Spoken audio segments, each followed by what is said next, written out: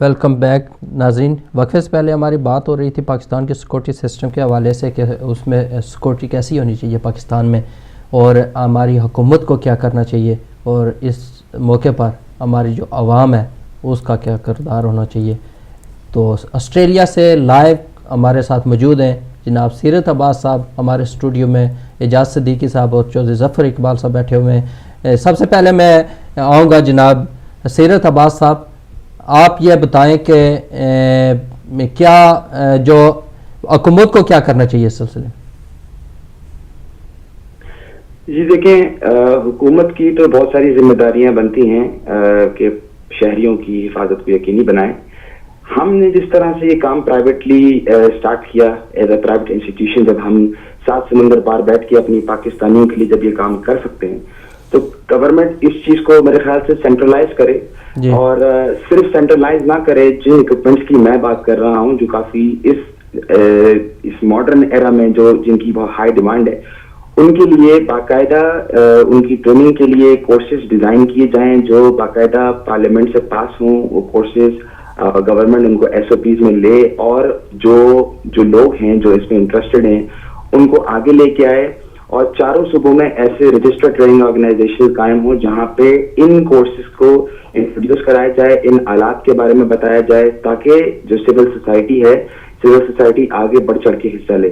اب میں آپ کو مثال دیتا ہوں کہ اگر ایک کراچی شہر ہے, کراچی شہر کے اندر 2.5 کروڑ کی آبادی ہے, اور لیٹ سے ایک مثال لے لیں کہ 20 سے 25 ہزار اہلکار ہیں پولیس کے, اور آپ اس کو اگر اس میں تقسیم بھی کر دیں تو ہزاروں شہریوں کے اوپر ایک اہلکار تعینات ہے. تو obviously ہم مکمل طور پہ دہشت گردی کا خاتمہ نہیں کر سکتے جب تک سول سوسائٹی جو کمیونٹی ہے وہ اپنا رول ادا نہ کرے. ہمارا صرف جو مشن ہے وہ سول سوسائٹی کو ایکٹیو کرنا ہے, کمیونٹی کو ایکٹیو کرنا ہے, تاکہ ہم اپنی سروسز قانون نافذ کرنے والے اور سول ایڈمنسٹریشن کو دے سکیں تاکہ مل کے کام ہو سکے. اس کا ایک اور فائدہ یہ بھی ہوگا اگر گورنمنٹ اس کو سینٹرلائز کرتی ہے تو آگے چل کے یہ سسٹم کمیونٹی پولیسنگ کے اندر بھی تبدیل کیا جا سکتا ہے, ٹرانسفارم کیا جا سکتا ہے. آپ نے یورپ کنٹریز میں, کامن ویلتھ کنٹریز میں ایک کمیونٹی پولیسنگ کا کانسیپٹ دیکھا ہوگا جہاں پہ کمیونٹی اور پولیس ساتھ مل کے کام کرتی ہے اور پھر کرائم کا خاتمہ ہوتا ہے. تو میرے خیال سے جب عوام کی طاقت کو استعمال کیا جائے گا اور ان کو آگے لایا جائے گا تبھی یہ چیز ممکن ہے. جن کے پیارے ان حادثات میں گئے ہیں, انسانیات میں گئے ہیں, ظاہر سی بات ان کے دلوں میں غم و غصہ ہے. آگے چل کے خدا نہ خواستہ اگر یہی حالات رہے تو یہ چیز اشتعال میں بدل جائے گی, اور جب یہ چیز اشتعال میں آئے گی تو لوگ روڈوں پہ آ کے انصاف کریں گے. اس وقت سچویشن گورنمنٹ کے لیے کافی مشکل ہوگی سنبھالنا. تو میں سمجھتا ہوں کہ جو ملک کا ٹیلنٹ ہے وہ ضائع ہو رہا ہے, ان کو لوپ میں لیا جائے, ان کو ٹرین کیا جائے اور ان کو اوپر ذمہ داری دی جائے تاکہ وہ جب ذمہ دار ہوں گے تو وہ آنسریبل ہوں گے اور پھر وہ چیزیں ذمہ داری سے کریں گے. جی صدیقی صاحب آپ بتائیں. ماشاءاللہ سیرت صاحب نے بڑی تفصیل کے ساتھ جو ہے وہ اس کو ہائی لائٹ کیا ہے. میں صرف واقعہ جو ماڈل ٹاؤن لاہور میں ہوا یعنی اس کو بریف کر کے پھر میں آگے سجیشن کی طرف آؤں گا کہ سجیشن میں کیا کچھ ہونا ہے. واقعہ ماڈل ٹاؤن میں پوری دنیا نے دیکھا کون لوگ انوالو ہیں, حکومت کے کون سے کرندے کس انداز سے وہ سامنے آئے, لوگوں کو مار کے چلے گئے, اور سیکیورٹی ایویڈنس ہونے کے باوجود there was no such person to come forward to take any responsibility whatsoever. حکومت نے اپنے ہی سیکیورٹی کو چھپانے کے لیے طرح کے جو وہ ہتھکنڈے استعمال کیے کہ یہاں تک کہ FIR کاٹنے کے لیے بھی تیار نہیں تھی. اب حکومت کے وہ لوگ جو اس وقت دیدے دانستہ اپنے دامن کو بچانے کی کوشش کر رہے تھے, FIR کاٹی گئی, وہ ایک دن ضرور آئیں گے. جن لوگوں کے ساتھ ظلم زیادتی کی ہے وہ سامنے آئیں گے. ایک دوسری بات یہ ہے کہ آپ کے کیپٹل اسلام آباد میں لال مسجد میں انسیڈنس ہوا, وہاں سے ایک مدرسہ سامنے جو ہے وہ سپورٹ کر رہا ہے. یہاں تک کہ میں بڑے وثوق کے ساتھ یہ پورے ایویڈنس کے ساتھ یہ ٹیلی ویژن پہ یہ بات کر سکتا ہوں کہ جو لال مسجد کی جو اس وقت جو لائبریری ہے, ابھی پچھلے 2 مہینے پہلے اس کا افتتاح ہوا.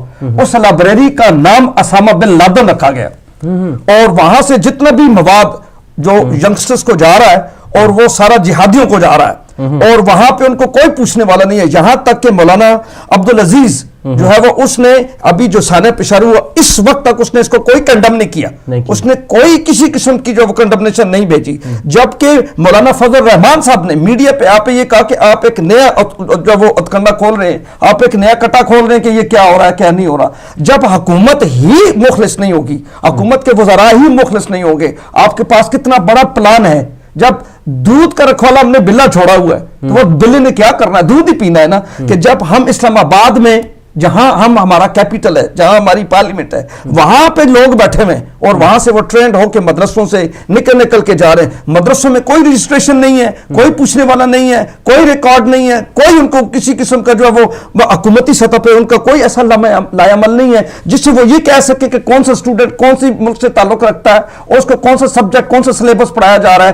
ٹوٹل تعلیم یعنی جہادیوں میں کوئی کسی قسم کی تعلیم کا جو ہوتا ہے وہ نہیں ہے، جس کی بیس پہ سیکیورٹی وہ ان کے ذہن میں تو ایک ہی بات ڈال دی جاتی ہے کہ آپ نے بم لے کے جانا ہے، آپ نے مرنا ہے اور آپ نے یہ کرنا ہے، آپ سیدھا جنت میں چلے جائیں گے. اب حکومت کی یہ پالیسی ہوگی کہ کون سا موومنٹ کہاں پہ ہو رہا ہے، اس کو کس طرح مانیٹر کیا جا سکتا ہے. اس میں میری as a citizen of Pakistan, میری پاکستانی ہونے کے ناطے ایک ذمہ داری ہے کہ میرے دائیں بائیں کیا ہو رہا ہے. میں اپنی آنکھیں کھول کر جس طرح بھی سیرت صاحب بتا رہے تھے کہ کچھ ہماری انفرادی ذمہ داری بھی ہے. حکومت یہاں پہ جس طرح بھی قومی سطح پہ پولیس کے ساتھ کمیونٹی کام کرتی ہے، یہی سلسلہ جو ہے پاکستان میں پولیس کے ساتھ ظاہری بات ہے، فوج کے ساتھ پولیس کام کر رہی ہے، پولیس کے ساتھ کمیونٹی کام کرے. اب بات تو یہ ہے کہ جب پولیس ہی عوام کی مخلص نہ ہو، پولیس ہی اٹھ کے عوام کو بے دریغ مارے، یعنی فیصل آباد کا واقعہ، اسلام آباد کا واقعہ، لاہور کا واقعہ، آپ کس کو آپ کہیں گے جی کہ جس کے ہاتھ خون سے رنگے ہوئے نہیں ہیں؟ حکومت کے ہیں تو وہ خون سے رنگے ہوئے ہیں، اور سیکیورٹی ہے تو اس کے رنگے ہوئے ہیں، یا پولیس ہے تو اس کے رنگے ہوئے ہیں. آپ کس کے پاس رونے کے لیے جائیں گے؟ کس کا دروازہ کھٹکھٹائیں گے؟ آپ جتنا مرضی ہے اپنے پلان سیٹ اپ کرا کے جو وہ لوگوں کے سامنے لائیں، لیکن جتنی دیر تک آپ کی پولیس مخلص نہیں ہوگی، عوام کبھی بھی ان کے ساتھ کام کرنے کے لیے تیار نہیں ہوگی. چونکہ پاکستان کی پولیس جب تک ان کا قبلہ درست نہیں ہوگا، ہماری سیکیورٹی سسٹم نہیں ہوگی.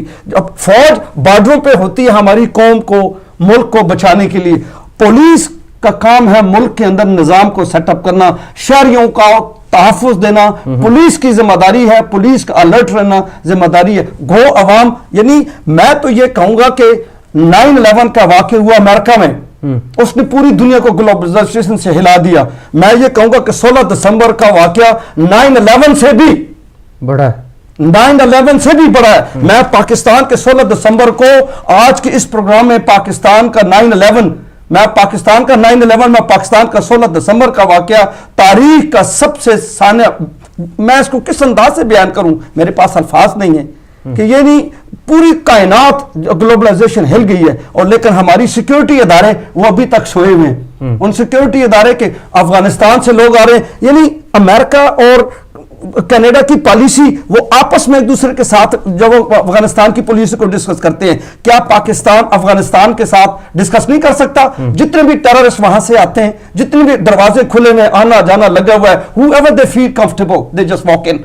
اور ہم کہاں تک برداشت کریں گے؟ اب ٹائم جو ہے، اگر حکومت اپنے اسٹریٹجی کو چینج نہیں کرتی، میں کہتا ہوں کہ پیپلز پارٹی نے بھی اپنے دور میں بے نظیر کے قاتلوں کو ابھی تک نہیں پکڑ سکی، وہ کسی کو کیا منہ دکھائیں گے؟ نواز شریف کے دور میں برسی بھی ہے اس کی، ہاں جی آج اس کی برسی بھی ہے. دیکھنا تو یہ ہے کہ جس قوم کے لیڈروں کو مار کے ابھی تک ان کو انصاف کے کٹارے میں نہیں لایا گیا، اب حکومت کے جو بڑے بڑے کرندے، جو بڑے بڑے پگڑیوں والے لوگ بیٹھے ہوئے ہیں، میں تو ان سے یہی سوال کرتا ہوں کہ کیا ہمارا مستقبل، ہم تو جیسے بھی ہیں، ہمارے بچے اگر مستقبل کے بچے محفوظ نہیں ہیں تو آپ لوگوں کو حکومت کرنے کا تو حق ہی نہیں ہے.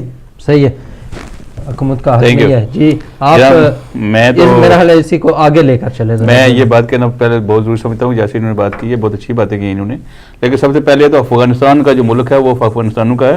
پاکستان کو سب سے پہلے افغانی جتنے بھی پاکستان میں ان کو فارغ کرنا چاہیے یہاں سے، کہ اپنے ملک میں جائیں.